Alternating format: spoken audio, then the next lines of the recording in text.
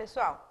Hoje damos início à parte semântica e vamos tratar também sobre o significado das palavras, lidar um pouco com parônimos, homônimos, sinônimos, antônimos e antes nós vamos dar uma orientação sobre conotação e denotação.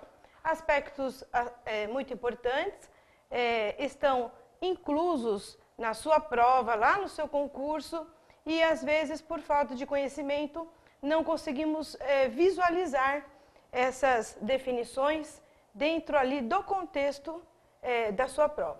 Então, vamos verificar o que é conotação e denotação.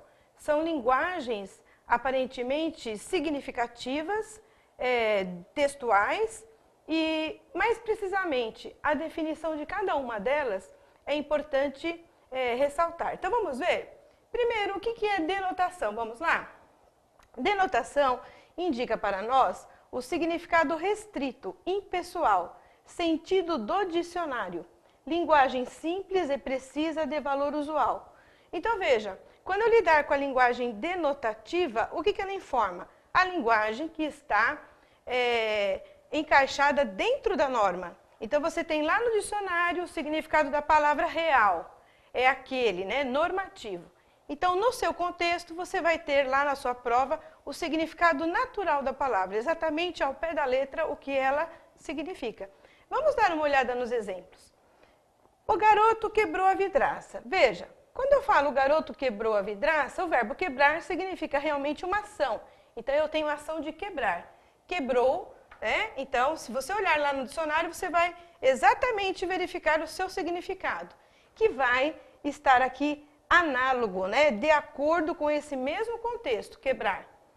Uma pedra rolou da encosta. Quando eu falo uma pedra, pedra significa pedra, Olha, um pedaço, de rocha, um fragmento dele, uma pedra rolou. Então, eu tenho, olha lá, pedra, sentido real da palavra. E também as estrelas do céu brilhavam. No contexto, se você olhar para o céu, você vai verificar estrelas. Então, as estrelas, no contexto, exatamente a linguagem aí que você usa denotativa. Nós temos aí a amostra nos 3 exemplos de linguagem do dicionário, normativa. Agora, nós vamos passar para a conotação, para você verificar a diferença. O que é conotação? O significado aí da palavra já é um significado amplo. Vai apresentar para você vários sentidos que transpõem o sentido comum, linguagem literária, expressiva, modo criativo e artístico. Então, verifique. Quando eu lido com a linguagem aí conotativa, eu não estou mais utilizando o dicionário, o significado real da palavra, e sim uma forma figurada, uma forma estilística, uma forma para pensar, aquele significado da palavra em relação ao seu contexto. Então, quando eu falo, palavras, eu tenho que verificar a situação em que elas aparecem, em que elas estão ali, inseridas, e qual é o contexto, o que significa em relação ali, aquele momento, aquela ocasião. Vamos ver os exemplos. Agora eu tenho, o aluno quebrou o silêncio. Veja, quebrar, denotativo, o vocábulo denotativo, não significa quebrar silêncio. Como que eu quebro o silêncio? O silêncio ele pode ser quebrado? Se você analisar o que é o silêncio, nós temos um substantivo abstrato, e esse substantivo ele indica o quê? Uma situação, uma ação, quebrar o silêncio, fazer silêncio. Então veja, quando eu lido com quebrar o silêncio, eu não estou utilizando o verbo quebrar com a sua real ação de quebrar algo, de danificar algo, e sim quebrar, parar com o silêncio, quebrar com uma situação, cortar o gelo, por exemplo, olha lá, quebrar o gelo de algo, cortar o silêncio, perder o silêncio, ou situações que você fala com outros verbos indicando, olha lá, exatamente fora do seu significado real. Então veja, na situação o aluno quebrou o silêncio, eu indico aqui para você, olha lá, quebrar o silêncio nesse contexto é uma linguagem figurada. Vamos ver o segundo. Você é uma pedra no meu sapato. Veja, como é que uma pessoa pode ser uma pedra? Se você fala que ela é uma pedra, já não está falando no sentido denotativo, né? O vocábulo pedra, e sim o sentido figurado. Se você é uma pedra, você incomoda, olha lá. Então, tem situações que você fala, que você faz até uma analogia, uma comparação, uma metáfora, você fala, às vezes você troca em outras situações por eufemismo, né? Substituição de palavras, porque você não quer falar exatamente aquele vocábulo no contexto certo, né? Normativo. E você troca. E as frases ficam até mais engraçadas, né? Chamam mais atenção, que é o caso. Olha lá, você é uma pedra no meu caminho, quer dizer, a pessoa atrapalha você, né?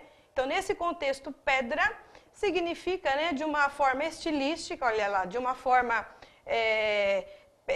você vai pensar, você vai relacionar, e você verifica exatamente o significado fora, né, o contexto, olha lá, fora o significado ali do dicionário, ok?